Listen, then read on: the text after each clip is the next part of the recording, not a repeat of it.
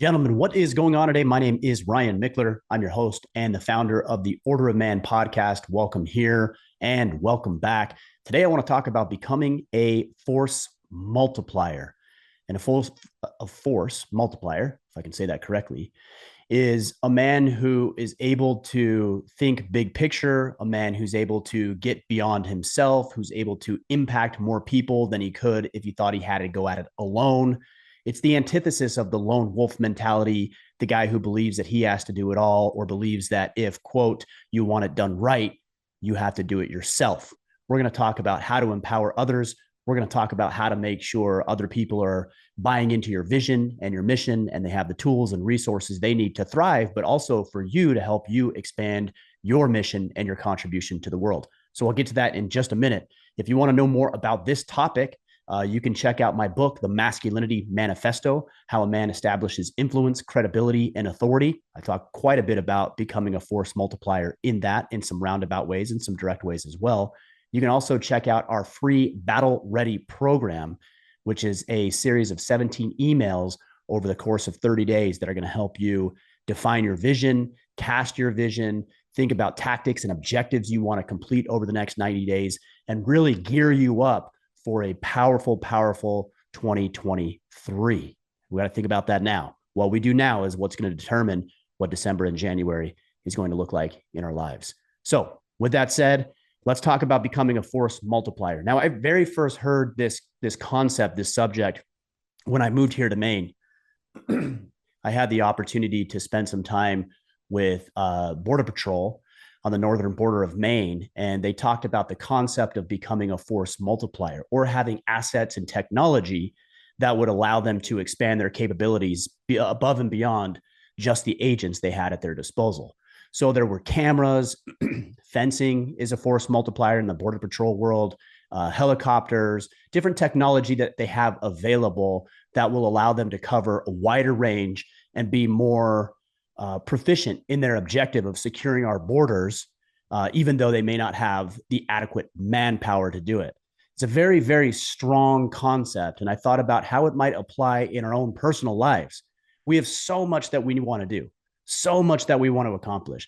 We have our family, we have our business, we have our own personal pursuits and desires. And it seems like more often than not, we don't have enough time throughout the day to accomplish all that we want to accomplish. If we could just have a few more hours, and I would argue that even if we did have a few more hours, we probably wouldn't get much more done if we didn't learn the concepts that I'm going to share with you today. So becoming a force multiplier is getting outside of yourself, getting out of your own way, and really leveraging the tools, the people, the assets, the technology that you have available and at your disposal to accomplish more in your life. So let's talk about this. These are not in any particular order. Number one, you have to drop your ego, right? All of us are emotional creatures. All of us, especially as men, want to be propped up, want to be lifted up. We want the accolades. We want the notoriety. We want the recognition that comes with doing everything on our own. And we don't want anybody else to get the credit.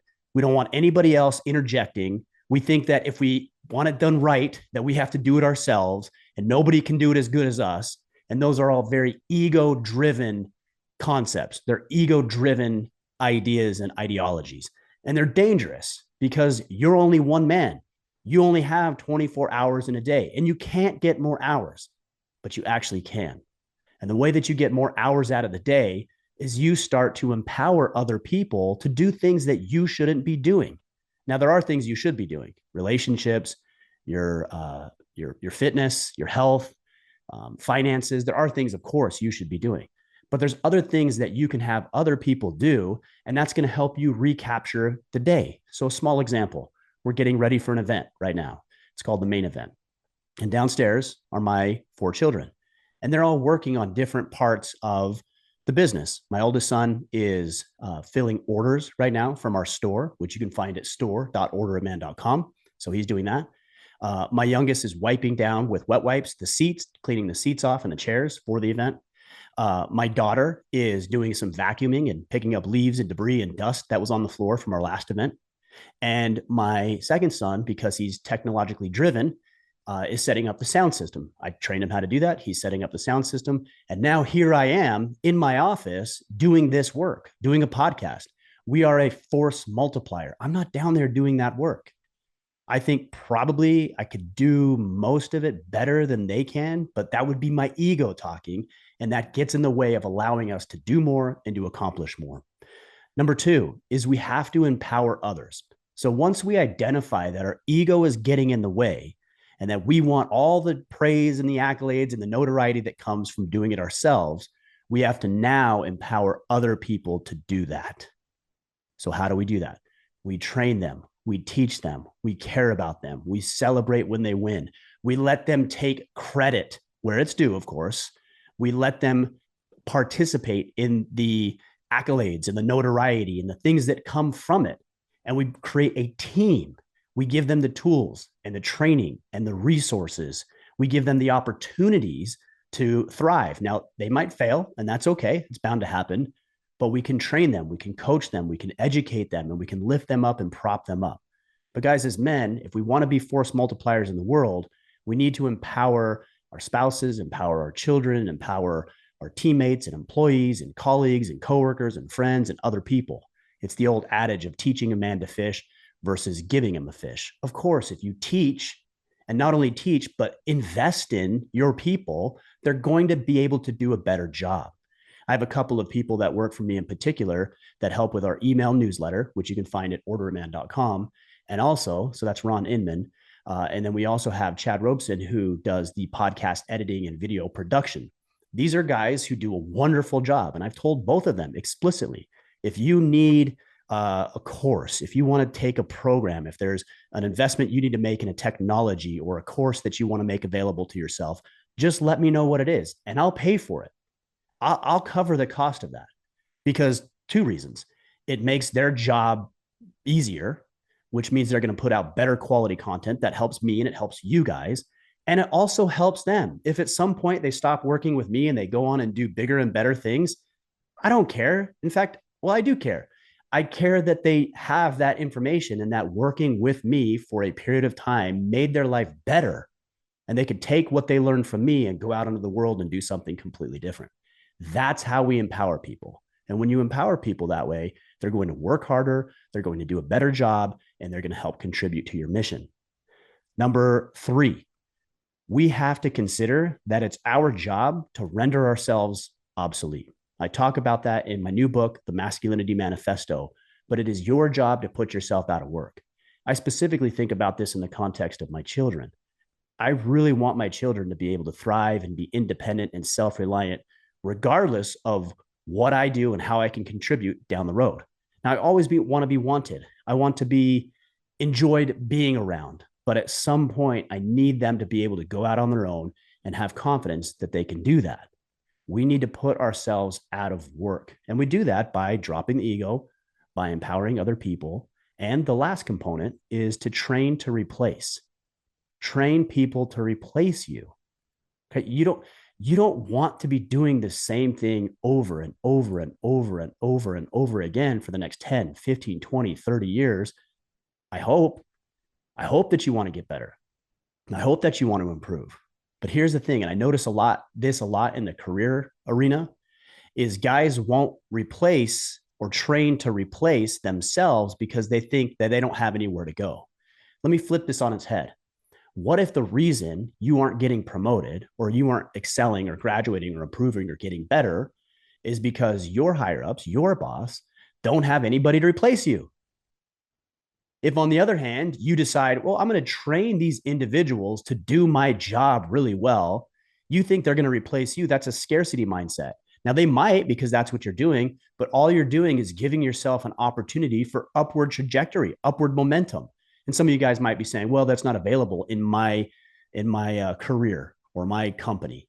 It may not be, but I promise you, if you can be one that empowers and trains other people, other opportunities are going to present themselves where you're going to be able to step into, and you're going to be able to do that confidently because you know you're not leaving anybody high and dry. So if you have a colleague, a friend, a client, a coworker, whoever it might be, never be afraid of training them to replace you. Now, you might not be needed in that job anymore because that other person can do it, but that gives you opportunities to do something bigger, better, grander, and helps you evolve into new things. You might even create a new job for yourself as a trainer within the entire organization. Guys that train other people, they are indispensable because there's not very many of them. So there's a book, I think it's called So Good, let's see, by Cal Newport, So Good They Can't Ignore You, making yourself indispensable. Seth Godin, I believe, wrote another one called Lynchpin. Guys, these are great books on the subject of training other people and being so good that other people can't ignore you. All right, the next one. This is very important. A lot of people overlook this. Observe people's strengths. Observe people's strengths. When they say things, when they do things, when they exhibit some behavior, look for their strengths. I'll give you a great example. Brandy, she does a lot for us here at Order of Man. She does our podcast scheduling. She helps me with logistical planning and travel. She helps me keep things organized. She does an incredible job. Well, the reason that she started working here with us is because I recognized how good she is with connecting with other influential people. I recognized that. I acknowledged that about her. And I asked if she would help do that here. And she said yes. Now her role has expanded and grown into different capacities. But the point I'm making is that you have to look for where people exhibit strengths. And then to go back to a previous point, empower them to step into that. Because people are going to be happy, more satisfied, more fulfilled, more productive if you find out what their strengths are and then you give them opportunities and you empower them to utilize their strengths. It's going to be a win-win. They're going to win because they're going to feel better and they're going to be more fulfilled. You're going to win because they're going to be more productive, and whatever your mission is going to be accomplished faster or greater than you previously thought possible. And the people you're trying to serve are going to be better off because they're getting a superior product than what they could have got before if you were so worried about only doing it yourself. So look for people's strengths. And then as a corollary to that, look for opportunities in your life, your business, your family dynamic, any facet of life where you can start plugging these people in and letting them go, giving them the reins. You don't need to hold the reins and micromanage. Let them have the reins, let them go, and make your course corrections along the way. And guys, the last one, and this is huge. This one doesn't have too much to do with people, but more to do with technology.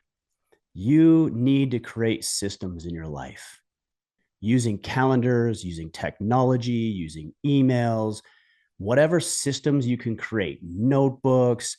There's online note systems. The one I use a lot is Evernote, and then I also use one that's available on my phone. But use these systems that are available to you. If you do something and you're doing it regularly, whether it's sending out an email that you send the same one over and over again, or some sort of podcast or audio or video production, create a system, go into Word and do a point by point, step 1, step 2, step 3, step 4, step 5. Now, why do we do this? Well, number one, it's much more efficient if you have a system because all you have to do now is follow the system. Okay. Number two, you can begin to identify which elements of the system are working well and which elements of the system are not working, so you can experiment with new elements that are going to help that become a much more efficient system. Number three, as I said earlier, in empowering and training other people to replace you, now you can give them that system that you created and you can say, here's what I do. A great example, Chad, who does our audio and video editing. I mentioned him earlier. When he started doing that, I sent him documents and a video that showed exactly how I personally do the podcast editing and video production. Now he's taken that and he's tweaked, he's adjusted, he's made some changes to it based on his workflow, based on his knowledge and expertise. And that's wonderful. Again, empowering him to be able to do that and not micromanaging the situation. But it started from a system and he knew exactly where I was coming from. He knew exactly what I was looking for. And then he took it and he ran with it. Guys, create systems, use technology, invest in other people, invest in yourselves, invest in that technology. Whatever you invest will come back to you over and over and over again.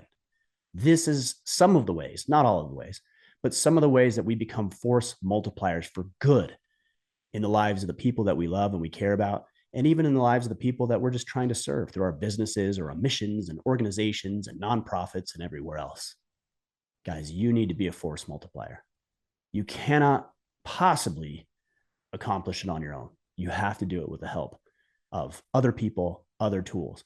And as a bonus, what I would say to you, and this has been true in my life, you can take it or leave it, but having God in my corner, working to learn more about him, learn more about the gospel. And admittedly, I haven't always been as spiritual as I would have liked. These are things I'm trying to figure out, but there is already a system in place.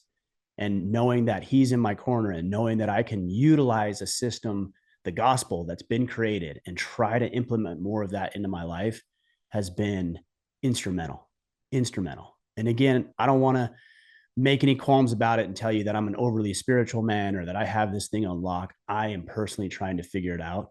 But I'll tell you, having that in my life has been very, very powerful. And I'm trying to find more of that as well. Okay, so there's a bonus for you, maybe the greatest bonus. All right, guys, that's what I've got for you. You need to become a force multiplier. I hope that helps. A couple of resources to do it. Again, the Masculinity Manifesto, which is our book that just came out several weeks ago. You can check that out wherever books are sold. And then also our Battle Ready program, which is at orderofman.com/battle ready. All right, there you go, guys. There's your marching orders. We'll be back next week. Until then, go out there, take action, and become the man you are meant to be.